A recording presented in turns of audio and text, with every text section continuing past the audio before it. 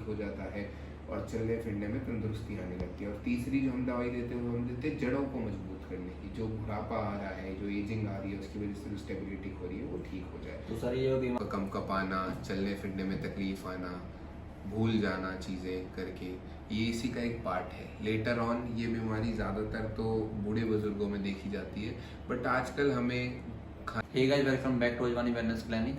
तो आज हम डॉक्टर साहब के पास आए हैं। जो मैंने खासकर बीमारी देखी अपने गांव में या कुछ अपने जो बड़े लोग हैं उनमें हाथ वगैरह पैर कांपने लगते हैं या फिर एज के साथ ज़्यादा दिक्कत आने लगती है, तो उसके बारे में डॉक्टर साहब से जानने आए हैं। इसको क्या बोलते हैं, इसके बचने के क्या उपाय वगैरह हैं, तो डॉक्टर साहब से। हाय, मेरा नाम है डॉक्टर शुभम अजवानी।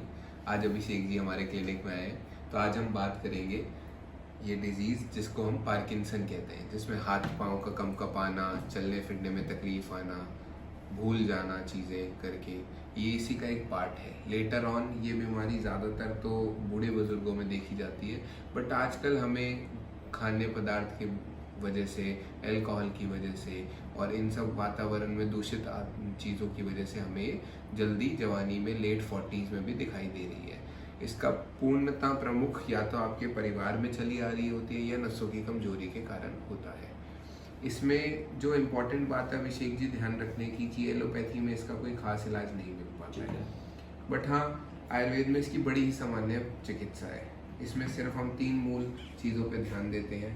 नसों को मजबूत करना, ब्रेन के जो केमिकल्स बन नहीं पा रहे हैं, मॉडर्न साइंस की अगर मैं बात करूं तो हमारे पास कुछ ऐसी दवाई हैं जो वो उन्हें स्टिमुलेट करती है और वापस से ब्रेन केमिकल्स बनने लगते हैं। Dopamine precursors, we have natural dopamine precursors, जिनकी वजह से कोई साइड इफेक्ट नहीं होता। ब्रेन की जो कोशिकाएं हैं वो अपना काम पहले की तरह करने लगती हैं, तो याददाश्त ठीक हो जाती है, कप कपाना ठीक हो जाता है और चलने फिरने में तंदुरुस्ती आने लगती है। और तीसरी जो हम दवाई देते हैं वो हम देते हैं जड़ों को मजबूत करने की। जो बुढ़ापा आ रहा है, जो एजिंग आ रही है, उसकी वजह से जो स्टेबिलिटी हो रही है वो ठीक हो जाए। तो सर ये जो बीमारी है ये जो ज़्यादा इफेक्टिव है हमारी मेडिसिन वगैरह है, वो बुजुर्गों में जल्दी काम करती हैं फिर बड़ों में जल्दी काम करती हैं, या फिर बुजुर्गों में देने से मेडिसिन जो है धीरे धीरे काम करती है? देखो, इसकी जो चिकित्सा है वो बूढ़ों एवं बुजुर्गों में भी कारगर है जितनी कि जवान लोगों में कारगर है।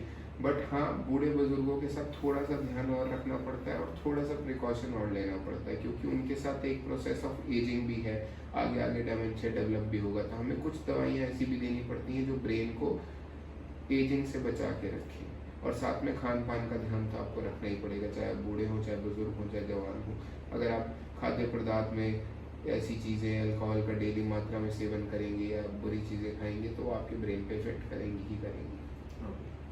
तो मेनली एक चीज़ जरूर ध्यान रखना है, जो इसको भाई की दिक्कत हो रही है, बड़े बूढ़ों को दिक्कत हो रही है, जैसे घर में किसी फैमिली मेम्बर को दिक्कत हो रही है, तो मेनली सबसे पहले आपको चीज़ रखना, अपने खान पीन का ध्यान रखना है। अल्कोहल वगैरह बिल्कुल छोड़ देने हैं, एक चीज़ें जितना हो सकता है अपने फ्रूट्स और वेजिटेबल पर थोड़ा ध्यान देना है। उसके बाद जो सर मेडिसिन बता रहे हैं उनको अपना रेगुलर एडवाइस के साथ सर से आगे कंसल्ट कर सकते हो आप, और मैं डिस्क्रिप्शन में सर का नंबर भी डाल दूँगा, आप चाहो तो ऑनलाइन में कॉन्टैक्ट कर सकते हो, या फिर हमारे क्लिनिक पे आ सकते हो आप। इंद्रापुरम एंजल जुपिटर में आप हमारा क्लिनिक है, या फिर आप हमारी ऑनलाइन वेबसाइट पर जा सकते हो। ठीक है, थैंक यू।